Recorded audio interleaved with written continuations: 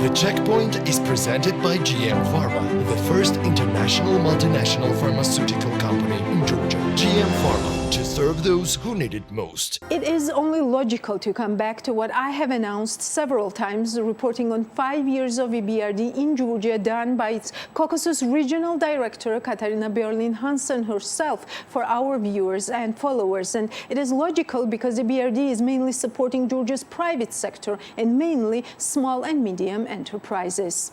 So before we proceed with the interview which Giorgi Isakadze and I conducted with Ms. Hansen, let me briefly summarize EBRD's main numbers and directions that have caught our attention. SME growth. 72% of SMEs advised by the EBRD increased their sales, creating a total of 144 million euro of additional turnover. New jobs. 61% of SMEs advised by the EBRD hired more employees, creating a total of 3,531 new jobs.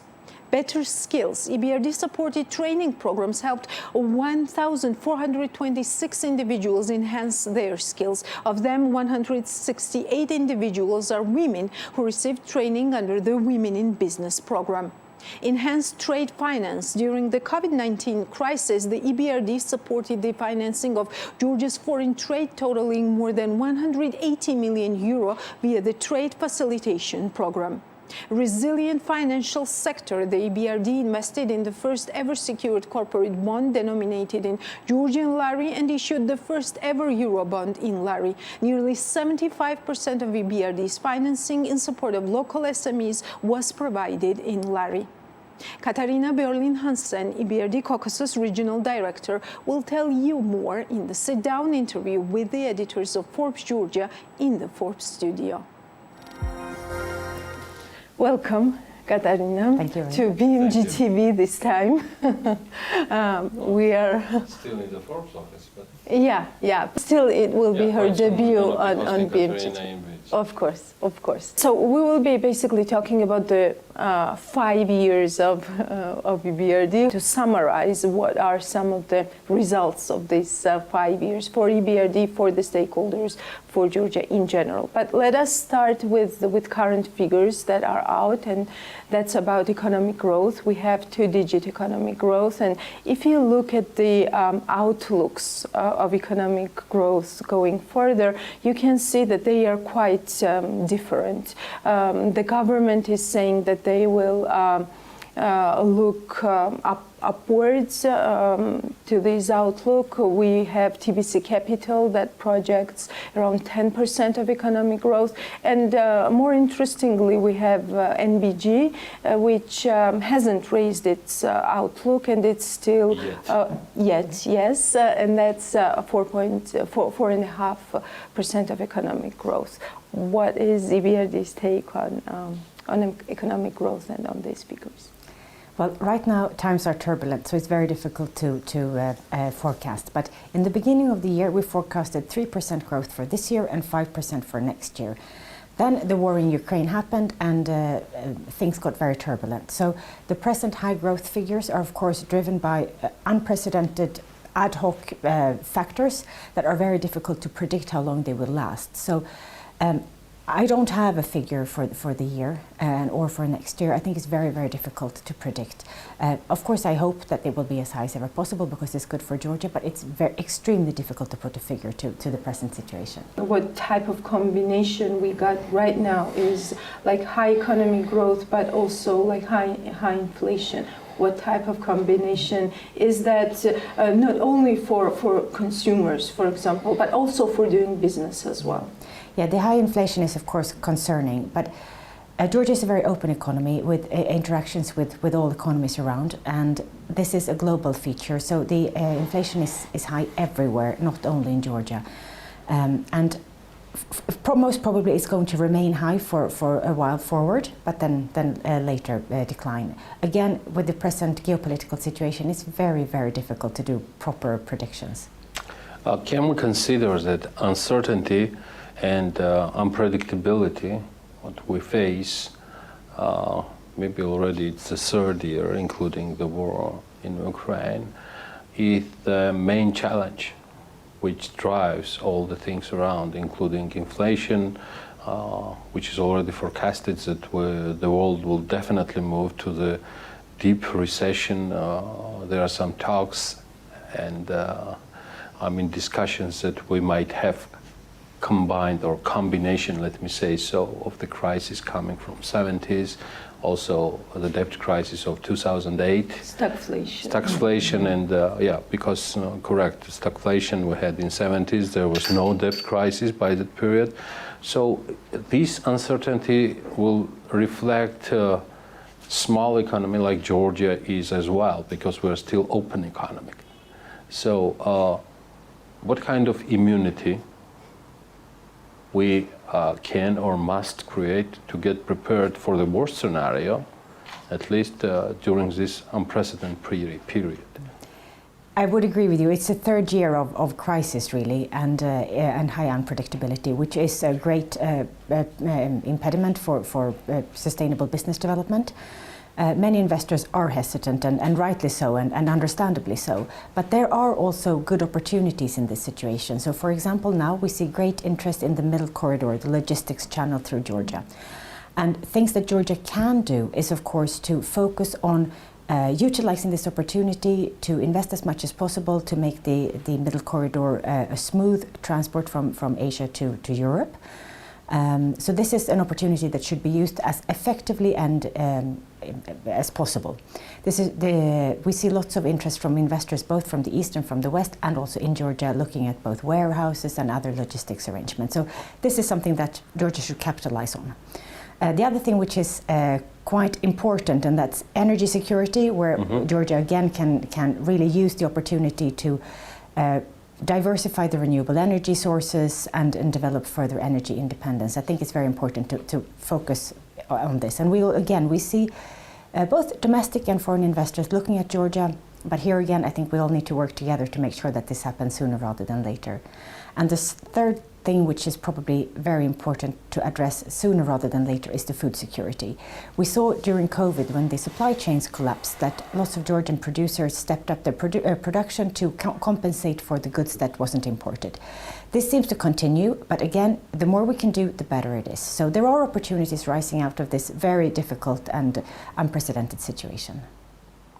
At the same time, going back to resume, time is flying, definitely.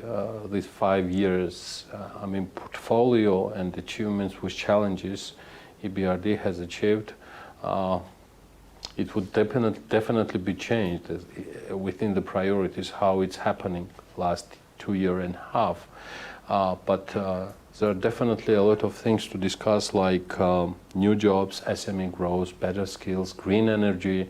At the same time, a lot of efforts, Katarina, coming from EBRD, which is one of the most essential investor and partner of this country and the region.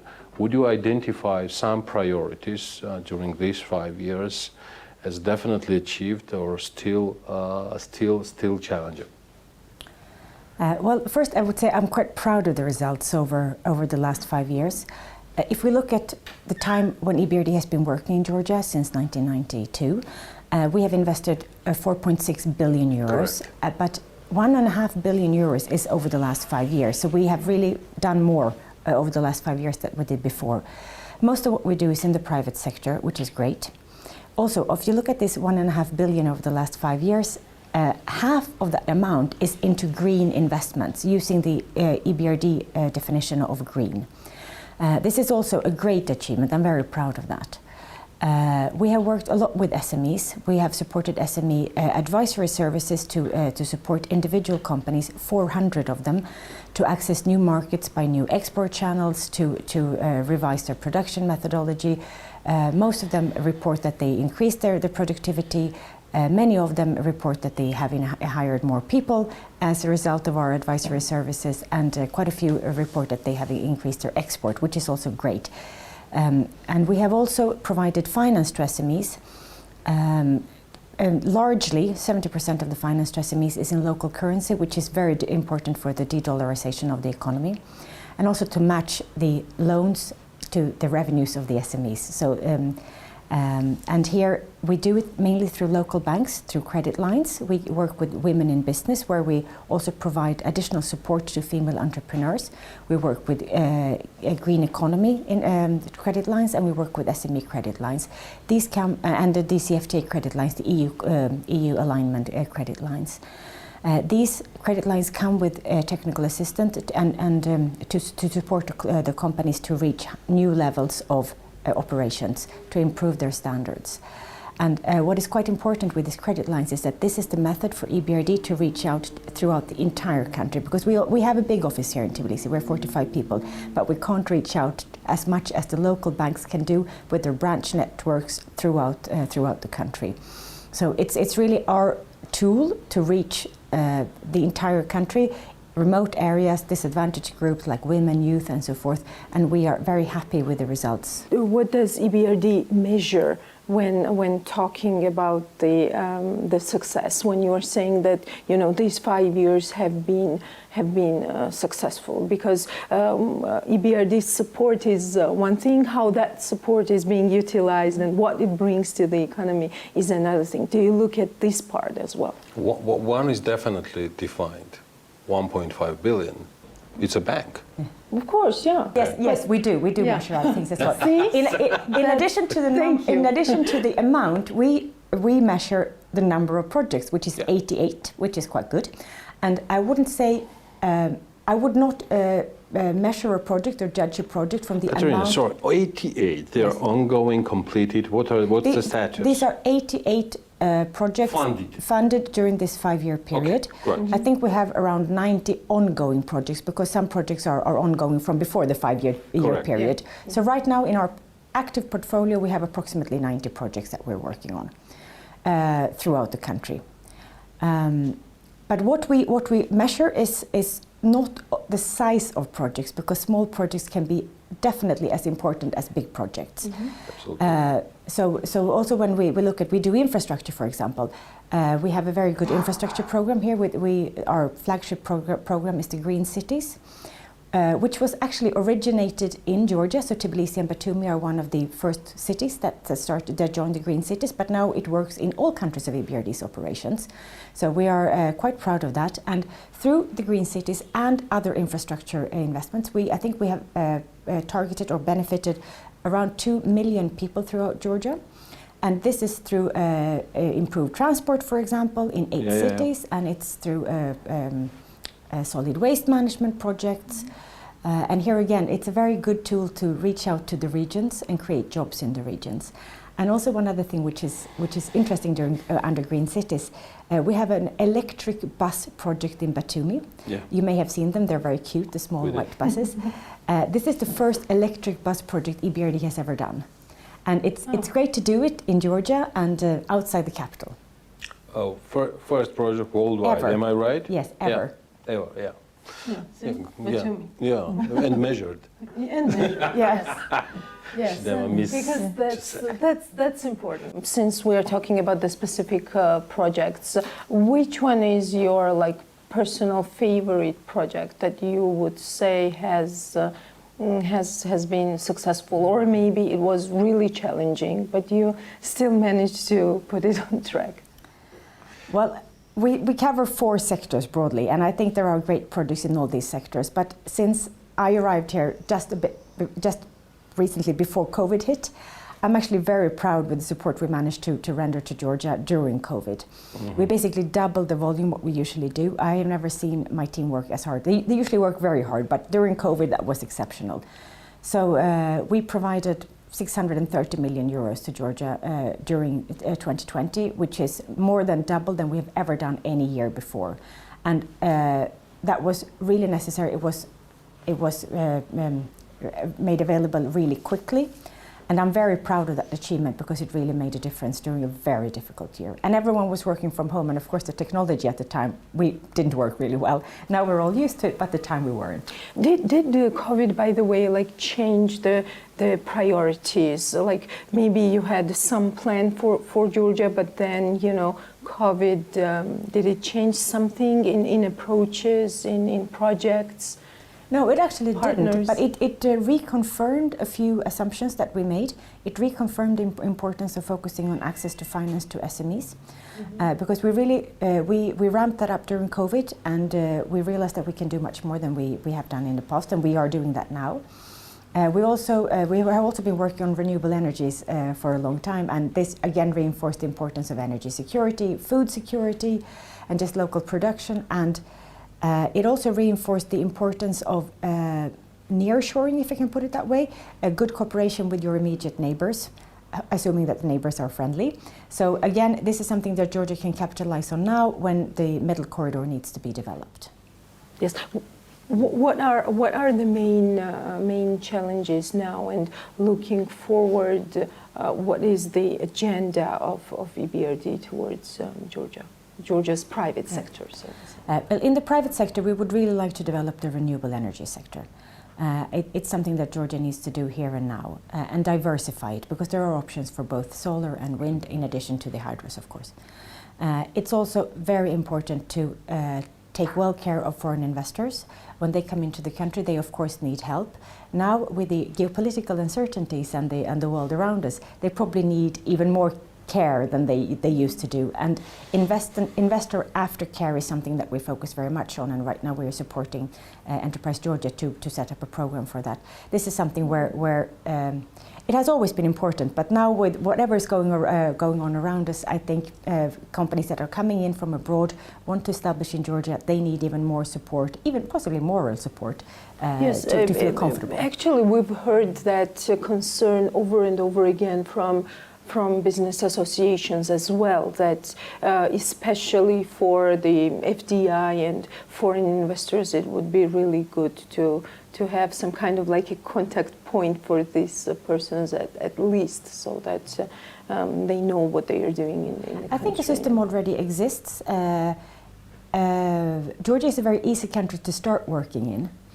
Because it's so easy to establish here. So some investors seem a bit surprised when they run into some issues. But anywhere you work, in any country, you will run into issues when you do investment. So, but again, it's very, very important to provide proper aftercare to any investors that is working in the country. That can be foreign. That should also definitely be Georgian investors, because the majority of the investors that we work with now, they are Georgian, and they're doing a really good job, and they also need attention. Just the obstacles that they run into is very often a bit of a mismatch in legislation and so forth. These kind of obstacles need to be removed quite quickly. We work on this through the Investors Council, which is a very good platform for addressing like legal impediments for additional investments. Yeah, my next question was about Investment Council, which is fully funded by EBRD. It's actually fully funded by the UK. But it's run by the EBRD. Yes. It's run by EBRD. Yeah, thanks to Her Majesty again. Yeah, correct. Tell me about the council itself. Is it effective enough? I mean, I'm not talking about only members or actually the managers of the council itself. I mean, the purpose of the council itself was well defined from the very beginning. Are they following the general agenda? And I'm not talking about the daily or monthly achievements. I mean, we're trying to expect some more from them. And it's not because we're media. No, not at all.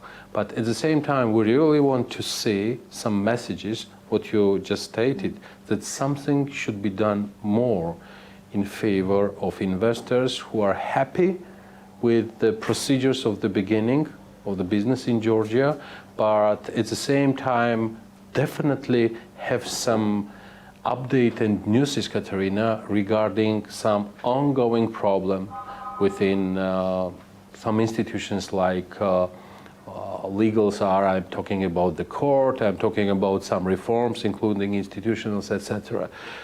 Could Investment Council, sorry for the long question, could Investment Council be more effective? Everyone can always be more effective. Thank you for that. I think it goes for all of us.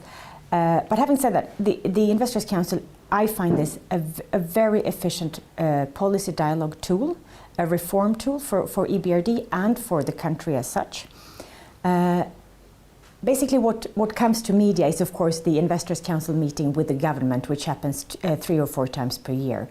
But that is only a very small part of the work that the Council actually does. Under the Council, there is a number of working groups that address legal impediments and other issues in the economy to remove obstacles to enhanced business.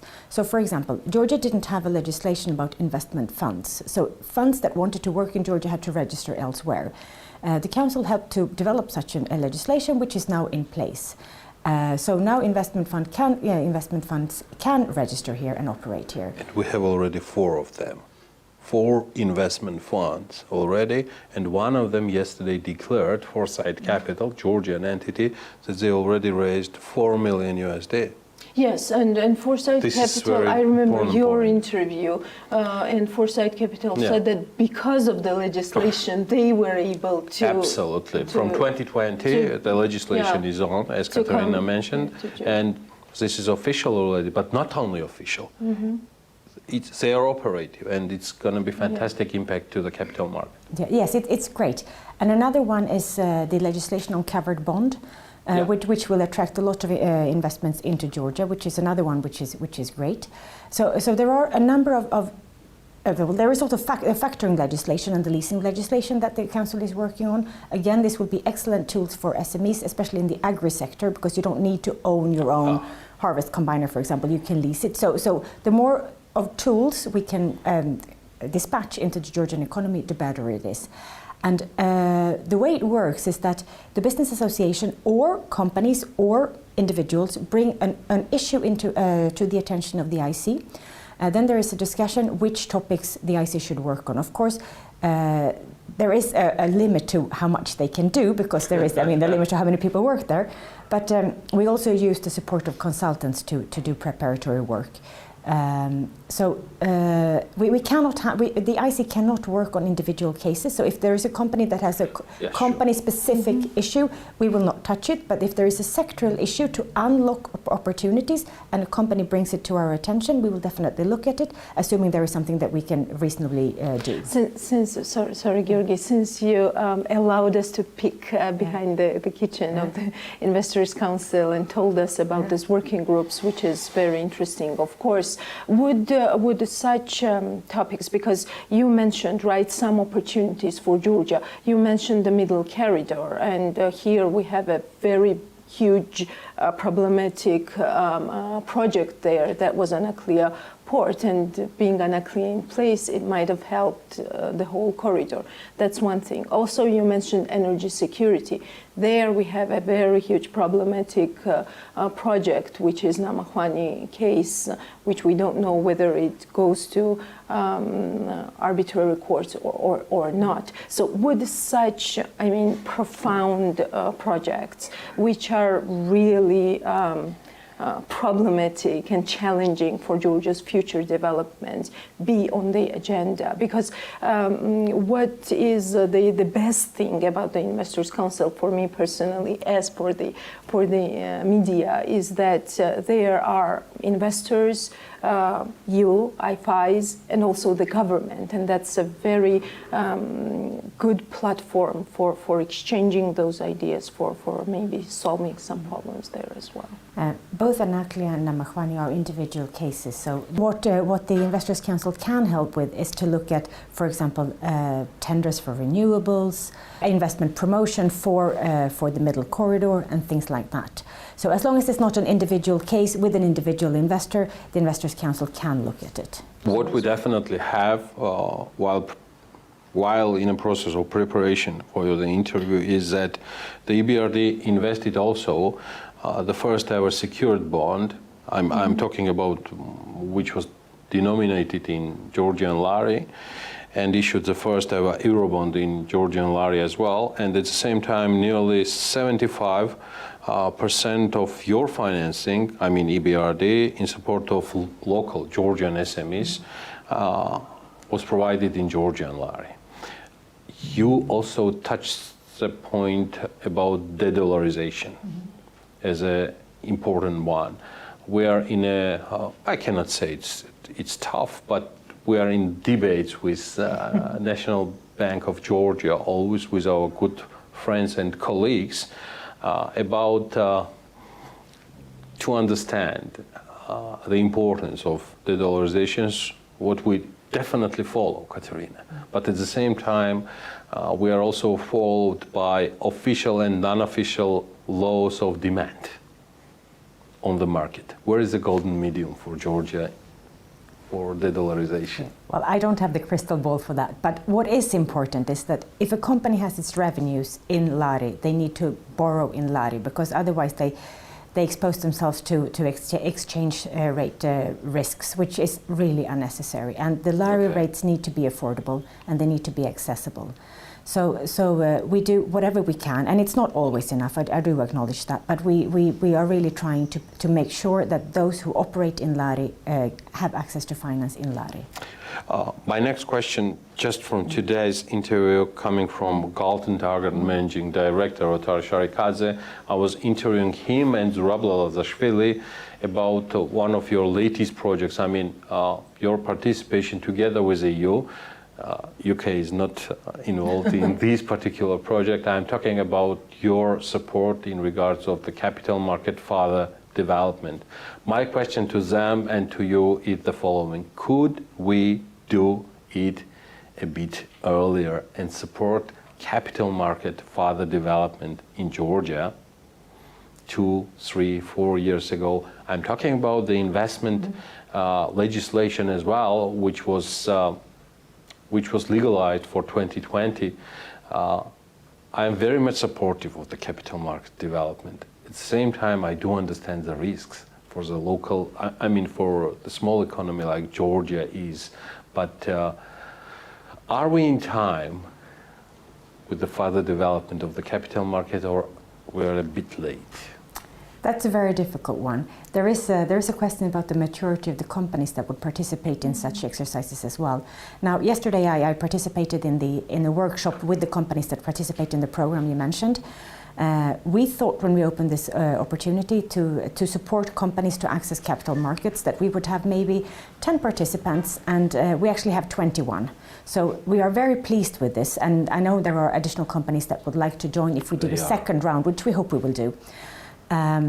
If this could have happened earlier, well, probably yes, but then the last 2-3 years have been turbulent. So the idea actually came up during the COVID time, when we saw that there were so many companies who got over leveraged. They had too much loan compared to their equity, and then we just needed to see, let's see if we can prepare any of them for an IPO.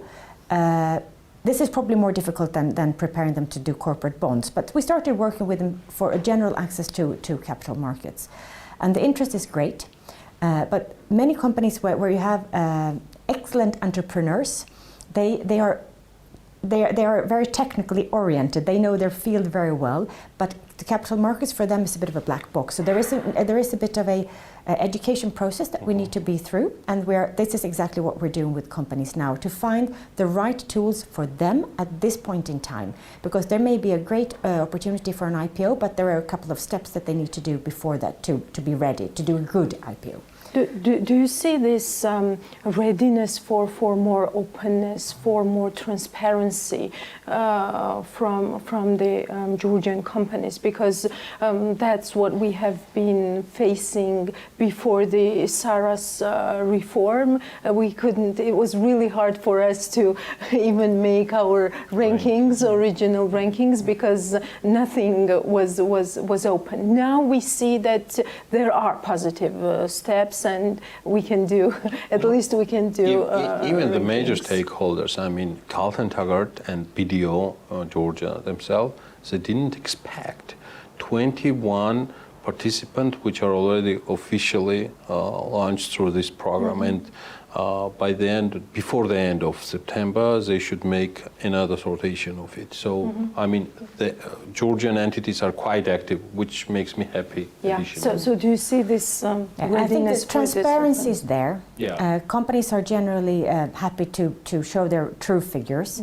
So we don't really have an issue with that. Where we do have discussions is the reporting that the company would need to do if you go through this kind of process, and also some corporate governance measures will probably be welcome, to have truly independent board members.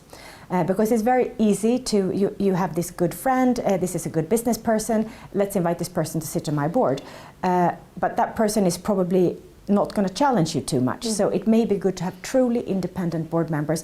And this area is also something where we actually do train companies in Georgia. We've done it in 5-6 cities about corporate governance and potential board structures. So this is something that is ongoing. It's a developing field in Georgia, but we see great interest in it, which is a very good first step. I have a confess to yourself. Yes, and I will be talking about not to Katarina, because the measurement of the last 5 years.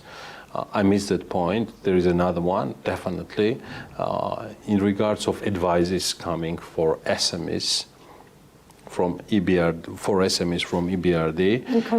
hiring more employees, which is also creating a total of 3,500 new jobs, which is also very important, and it's an official one, because consulting and advices coming from EBRD is one of the most essential part of your job. Yes, this the ASB, the Advice for Small Business program, is doing really well. If you look at the total time when EBRD has worked in Georgia, we worked with more than 1,500 companies throughout the country. Many of them, more than half, I guess, is outside Tbilisi, which is very, very good. It's an excellent tool to reach out and initiate cooperation with the company. So many of the banking clients that we have today started as an advisory client, and then we helped them grow, and then eventually they accessed finance through credit lines, and then eventually they came to us as direct clients. So it's very nice to see these growth paths. But the Advice for Small Business program is very good because it looks at the company at individual basis. What does this particular company need to be able to prosper? And then we support them by matching them with consultants, which we have partially financed to make sure that they actually reach what they need to do. And a very interesting part of this is when you start talking to a company, they may have one idea what they want to do, and what we actually then start doing may be something different once we've been through a process of diagnostics, I would call it, I guess. Yeah. But the results are excellent, and we continue to work with many of the companies even after the first assignment has been completed.